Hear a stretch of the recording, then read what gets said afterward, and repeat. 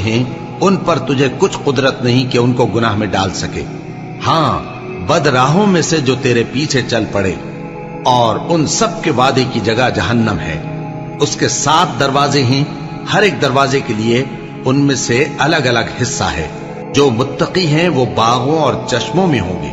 ان سے کہا جائے گا کہ ان میں سلامتی اور امن و اطمینان سے داخل ہو جاؤ، اور ان کے دلوں میں جو کدورت ہوگی ہم اسے نکال دیں گے. گویا بھائی بھائی مسندوں پر ایک دوسرے کے سامنے بیٹھے ہوں.